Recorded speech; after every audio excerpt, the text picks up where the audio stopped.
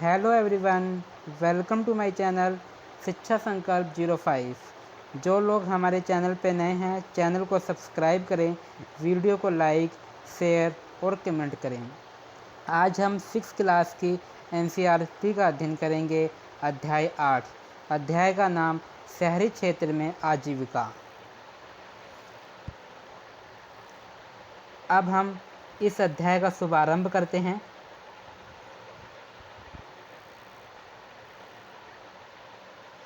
भारत में 5000 से ज़्यादा शहर हैं और 27 महानगर हैं।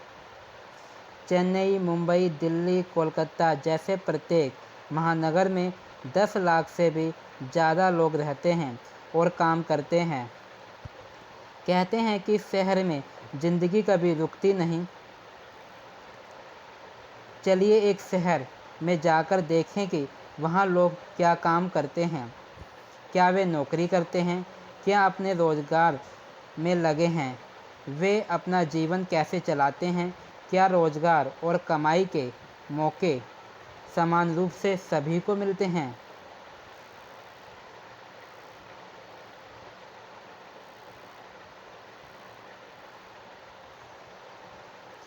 सड़कों पर काम करना, यह वह शहर है जिसमें मेरी मौसेरी बहन रहती है। मैं यहाँ गिनी चुनी बार ही आई हूँ। यह बहुत बड़ा शहर है। एक बार जब मैं यहाँ आई तो मेरी मौसेरी बहन मुझे घुमाने के लिए ले आई थी। हम तड़के ही घर से निकल गई थीं। जैसे ही हम मुख्य सड़क की तरफ मुड़े, हमने देखा कि वहाँ काफ़ी चहल पहल थी। सब्जी बेचने वाली अपनी रेहड़ी पर टमाटर, गाजर व खीरे को सजाने में व्यस्त थी ताकि लोग देख सकें कि उसके पास बेचने के लिए क्या क्या है।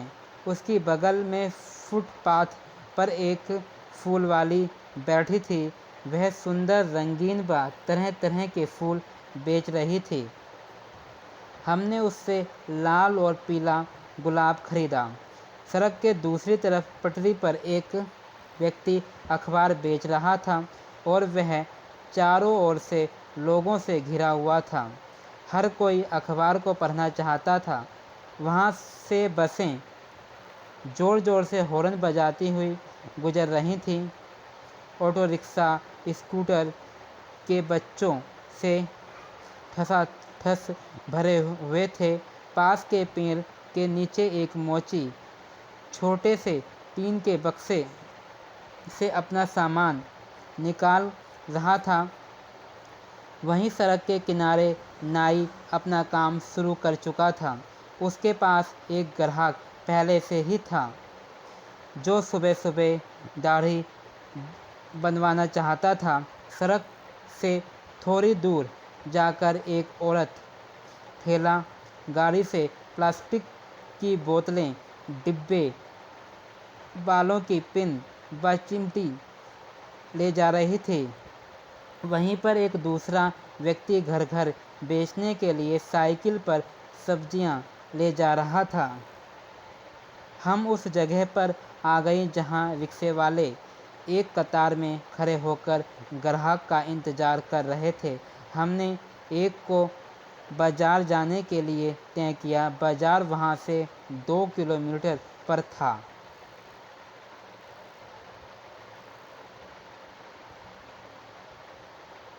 बच्चू मांझी की तरह ही शहर में कई सारे लोग सड़कों पर काम करते थे।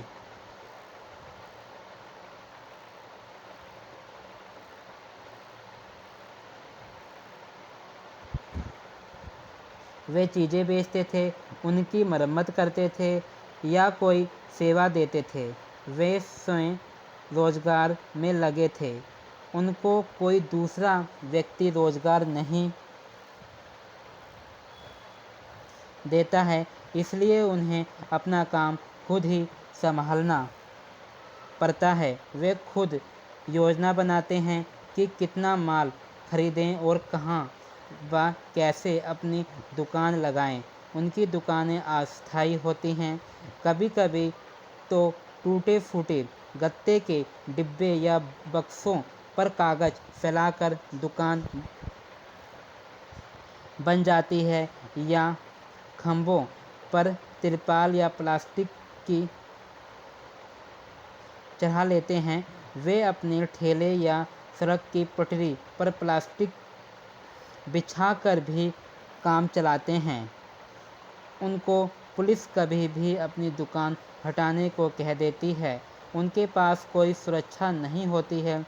कोई भी जगह है जहां ठेले वालों को घूमने ही नहीं दिया जाता। ठेले वाले जो चीज़ें बेचते हैं वे अक्सर घर पर उनके परिवार वाले बनाते हैं। परिवार वाले चीज़ों को खरीदकर साफ करके छांट करके बेचने के लिए तैयार करते हैं।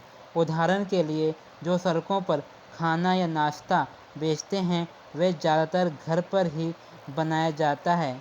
अहमदाबाद शहर के एक सर्वेक्षण में पाया गया कि काम करने वालों में से 12% लोग सड़कों पर काम कर रहे थे। हमारे देश के शहरी इलाकों में लगभग 1 करोड़ लोग फुटपाथ और ठेलों पर सामान बेचते हैं। अभी हाल फिलहाल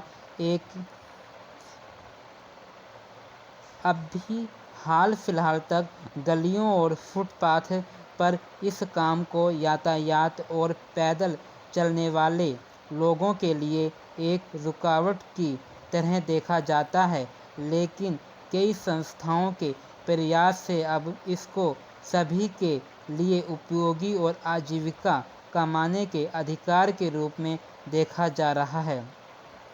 सरकार भी उस कानून को बदलने पर विचार कर रही है जिससे उन पर प्रतिबंध लगा हुआ था। कानून में बदलाव आने से उनके पास काम करने की जगह होगी और यातायात एवं लोगों का आवागमन भी सहज रूप से हो पाएगा।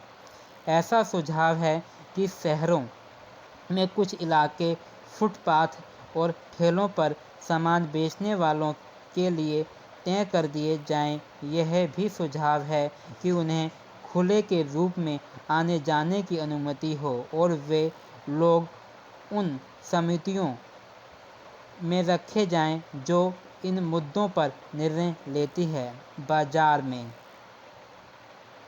जब हम बाजार पहुंची तो दुकानें अभी खुलनी शुरू ही हुई थी, लेकिन त्योहार के कारण वहां बहुत भीड़ हो चुकी थी। वहां मिठाई, खिलौने, कपड़े, चप्पल, बर्तन, बिजली के सामान इत्यादि की दुकानों की कतार पर कतार थी। एक कोने में दांतों के डॉक्टर का क्लिनिक था।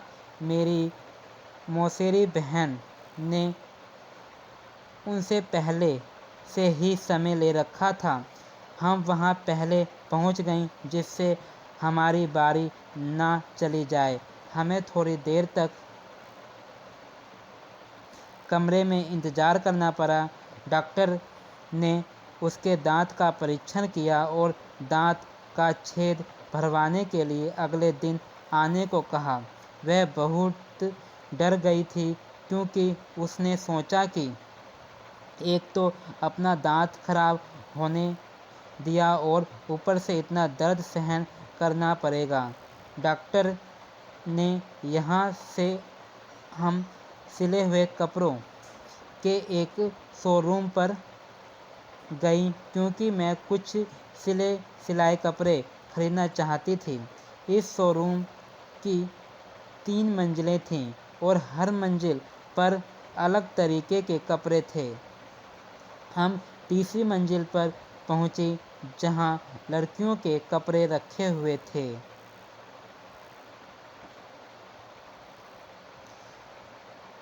बड़ी दुकान में हरप्रीत पहले मेरे बाप और चाचा एक छोटी सी दुकान पर काम करते थे।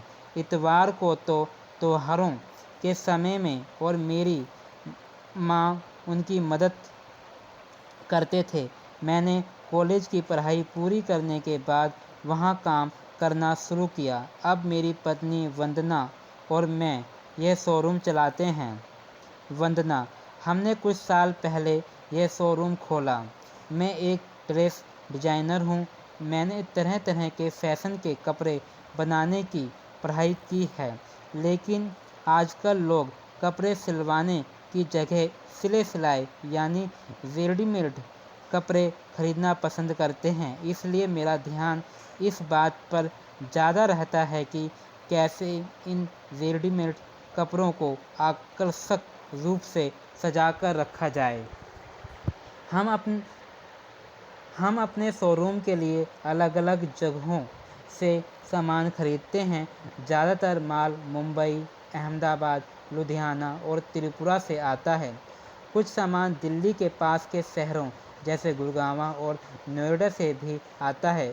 कुछ कपड़े हम विदेशों से भी मंगवाते हैं।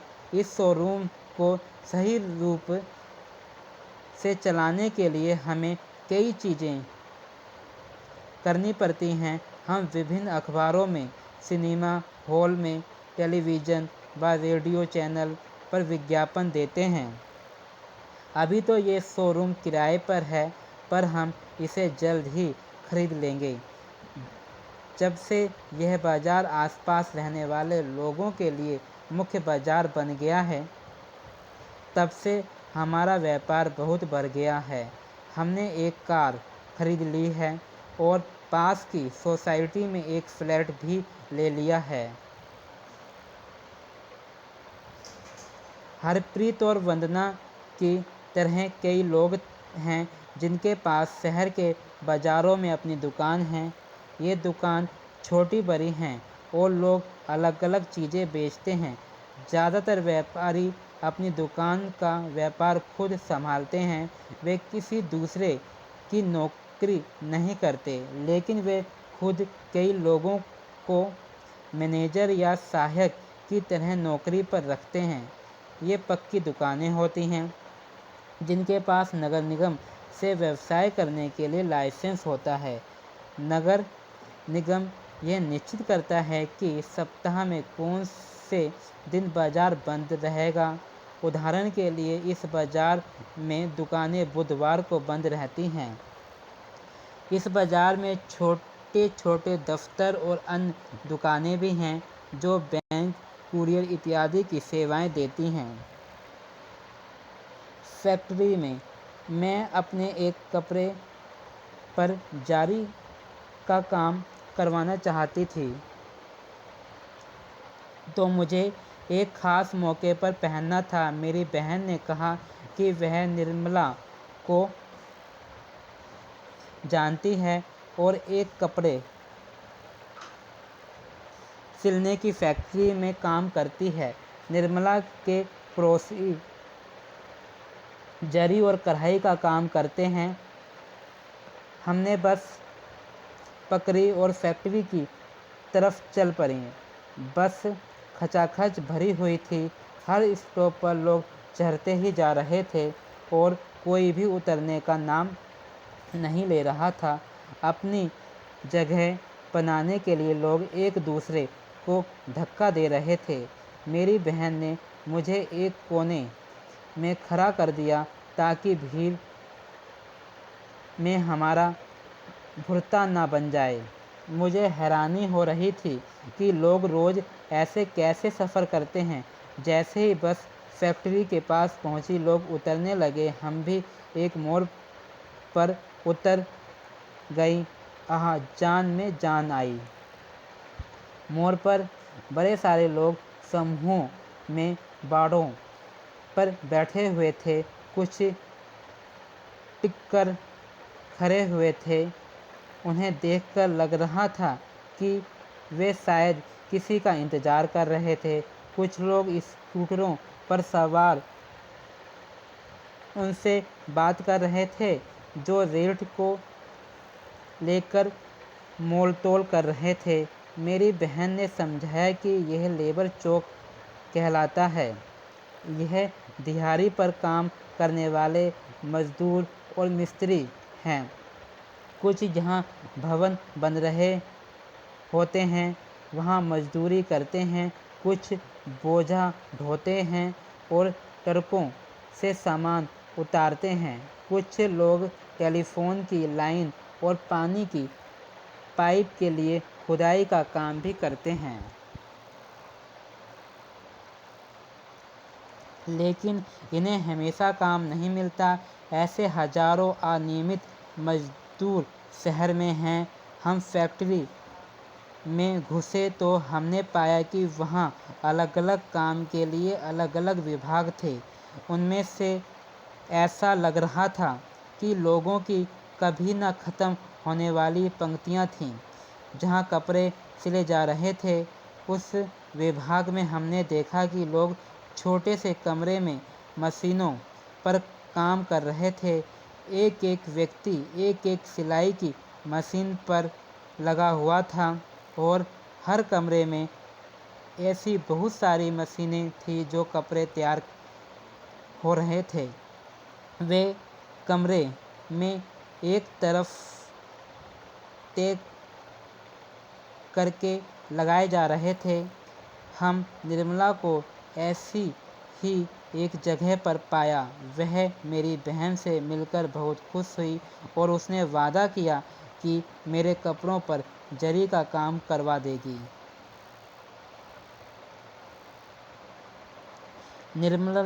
निर्मला कपड़े निर्यात करने वाली एक कंपनी में दर्जी का काम करती थी। जिस फैक्ट्री में वह काम करती थी वहाँ अमेरिका, इंग्लैंड, जर्मनी और नीदरलैंड जैसे देशों के लोगों के लिए गर्मी के कपड़े सिले जाते थे। दिसंबर से अप्रैल तक निर्मला पर काम का बोझ बहुत ज़्यादा रहता था। अक्सर वह 9 बजे सुबह काम शुरू करती और रात 10 बजे तक ही काम निपट पाता था। कई बार और भी देर हो जाती थी। वह हफ्ते में 6 दिन काम करती थी। जब काम जल्दी का होता था तो उन्हें इतवार को भी काम पर जाना पड़ता था। निर्मला को रोज़ 8 घंटे काम करने के 280 मिलते थे। अतिरिक्त काम करने के 100 देकर काम कर करने का मिलता था। जून तक काम खत्म हो जाता था तो फैक्ट्री वाले इन दर्जियों की संख्या घटा देते थे। निर्मला को भी निकाल दिया जाएगा। हर साल करीब 3 से 4 महीने के लिए उनके पास काम नहीं रहता है। निर्मला की तरह ज़्यादातर कारीगर अनियमित रूप से काम में लगे हुए हैं। मतलब उनको काम पर तभी आना होता है जब मालिक को ज़रूरत होती है। उनको रोज़गार तभी मिलता है जब मालिक को बहुत सारा काम मिल जाता है या फिर ख़ास मौसमों में काम मिलता है। साल के बचे हुए समय में उन्हें दूसरा काम ढूंढना पड़ता है। निर्मला की तरह की नौकरी अस्थायी नहीं होती।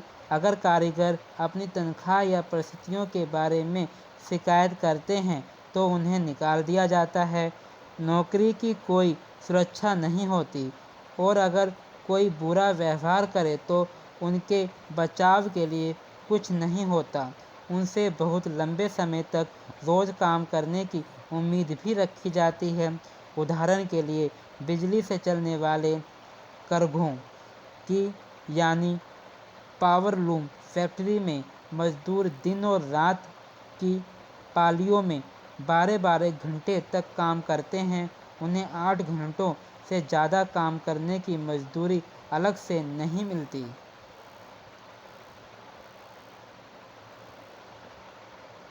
दफ्तर में मेरी मौसी सुधा विपणन प्रबंधक यानी मार्केटिंग मैनेजर है। उन्होंने हमें शाम 5:30 बजे से पहले अपने दफ्तर पहुंचने को कहा था। हमने सोचा कि देर ना हो जाए इसलिए ऑटो रिक्शा ले लिया जिसने हमें बिल्कुल समय पर पहुंचा दिया। उनका दफ्तर मेरी जगह पर था जहाँ चारों तरफ बड़ी बड़ी इमारतें थीं। उनमें से सैकड़ों लोग बाहर जा रहे थे, कुछ कार पार्किंग की तरफ बढ़ रहे थे और कुछ बसों की पंक्तियों की तरफ। मौसी एक बिस्कुट बनाने वाली कंपनी में मैनेजर का काम करती थी। बिस्कुट शहर के बाहर एक फैक्ट्री में बनाए जाते थे। मौसी 50 विक्रेताओं के काम का निरीक्षण करती थी जो शहर के विभिन्न भागों में आते जाते थे। ये लोग दुकानदारों से बड़े बड़े ऑर्डर लेते थे और उनसे भुगतान इकट्ठा करते थे। काम को सुचारू रूप से चलाने के लिए मौसी ने शहर को 6 भागों में बांट दिया था और वह हर हफ्ते एक भाग के विक्रेताओं से मिलती थी। वे उनकी प्रगति रपट देखती थी और उनकी समस्याओं पर चर्चा करती थी।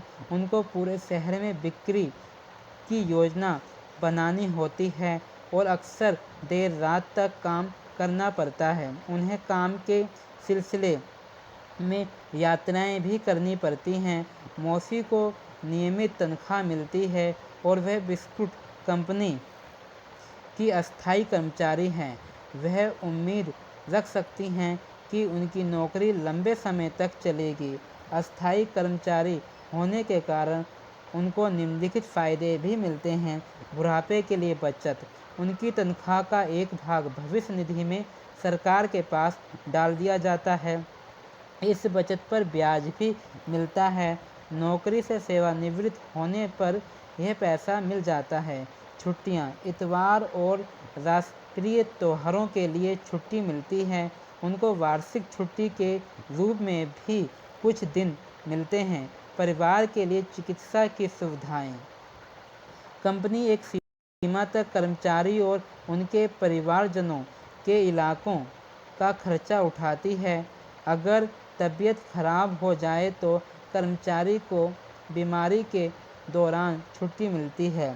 शहर में ऐसे कई कर्मचारी होते जो दफ्तरों, फैक्ट्रियों और सरकारी विभाग में काम करते हैं जहां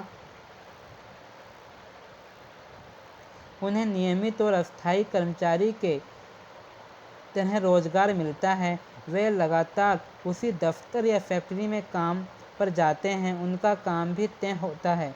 उनको हर महीने तनख्वाह मिलती है। अगर फैक्ट्री में काम कम होता हो तो उन्हें अनियमित रूप से काम करने वाले मजदूरों की तरह निकाला नहीं जाता। आखिर दिन खत्म हुआ और हम मौसी के घर में थकी मारी बैठ गईं। लेकिन आज बहुत मज़ा आया।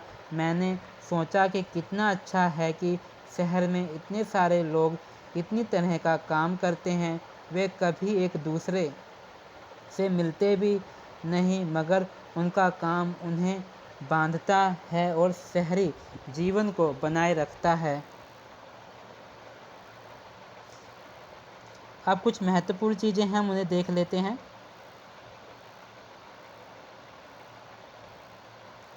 जो अलग बॉक्स में लिखा हुआ है,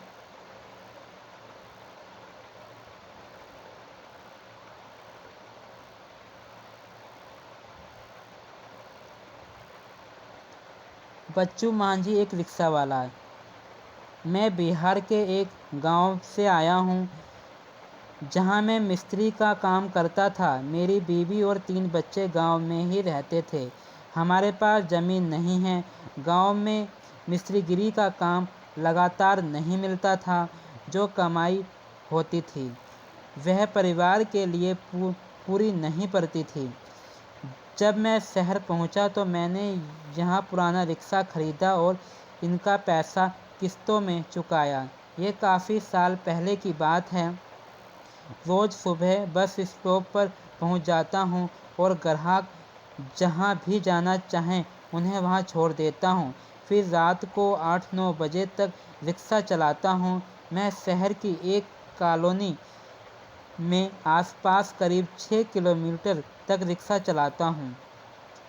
दूरी के हिसाब से हर ग्राहक मुझे 10 से 30 रुपये तक देता है। जब तबीयत खराब हो जाती है तब मैं यह काम नहीं कर पाता। उन दिनों कमाई बिल्कुल नहीं हो पाती। मैं अपने दोस्तों के साथ किराए के कमरे में रहता हूँ। वे सब पास की फैक्ट्री में काम करते हैं। रोज़ 200-300 रुपये तक मेरी कमाई हो जाती है, जिससे मैं 100 से 150 रुपये खाने और किराए पर खर्च हो जाते हैं। बाकी मैं परिवार के लिए बचा लेता हूँ। साल में 2-3 बार अपने परिवार से मिलने गांव जाता हूँ। जो पैसा शहर से भेजता हूँ, मेरा परिवार उसी पर जीता है। कभी कभार मेरी बीवी खेतों में मजदूरी करके थोड़ा बहुत पैसा कमा लेती है। बच्चू मांझी शहर क्यों आया? बच्चू अपने परिवार के साथ क्यों नहीं रह सकता? किसी सब्जी बेचने वाले या ठेले वाले से बात करिए और पता लगाइए कि वे अपना काम कैसे करते हैं। तैयारी, खरीदना, बेचना इत्यादि। बच्चू को एक दिन की छुट्टी लेने से पहले भी सोचना पड़ता है। क्यों?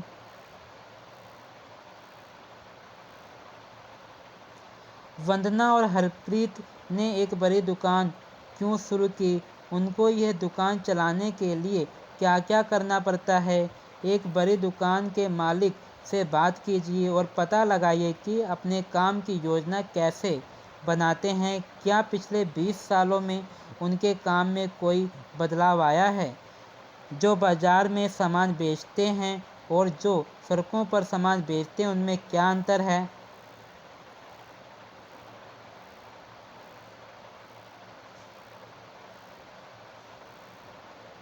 आपको क्या लगता है कि फैक्ट्रियां या छोटे कारखाने मजदूरों को अनियमित रूप से काम पर क्यों रखते हैं? निर्मला जैसे मजदूरों की काम करके उनकी परिस्थितियों का निम्न के आधार पर विवरण कीजिए। काम के घंटे, कमाई, काम करने की जगह, बस सुविधाएं, साल भर में रोजगार के दिनों की संख्या।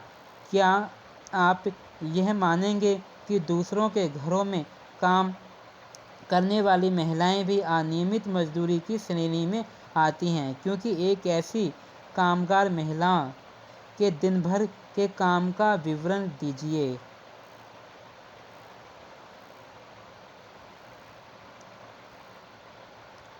महानगरों में कॉल सेंटर में काम करना रोजगार का एक नया क्षेत्र है। उपभोक्ता टीवी, फ्रिज जैसे सामानों को खरीदते हैं, बैंक और फ़ोन जैसी सेवाओं का उपयोग करते हैं।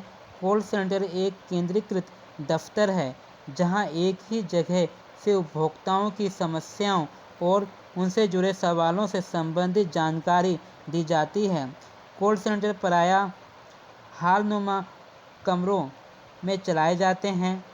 उनमें अलग अलग खाने बने रहते हैं। यहाँ कंप्यूटर, टेलीफोन, हेडफोन और स्पीकर लगे रहते हैं। भारत इस क्षेत्र में एक महत्वपूर्ण केंद्र बन गया है। यहाँ न केवल भारतीय कंपनियाँ बल्कि विदेशी कंपनियाँ भी अपने कॉल सेंटर खोलती है। विदेशी कंपनियों के आकर्षण का कारण है कि यहाँ अंग्रेजी बोलने वाले लोग आसानी से और कम वेतन पर मिल जाते हैं। हमने आज शहरी जीवन के बारे में पढ़ा और उनकी समस्याओं को जाना, उनके कामकाज को जाना, किस प्रकार से लोग संगठित क्षेत्र में रहते हैं, काम करते हैं, किस प्रकार से असंगठित क्षेत्र में रहते हैं और उन्हें अपने कार्य में किस प्रकार की सुरक्षा मिलती है और किस प्रकार की असुरक्षा रहती है। हमने ये तमाम जानकारी इस चैप्टर से प्राप्त की है और आज का ये अध्याय यहीं ख़त्म होता है। धन्यवाद।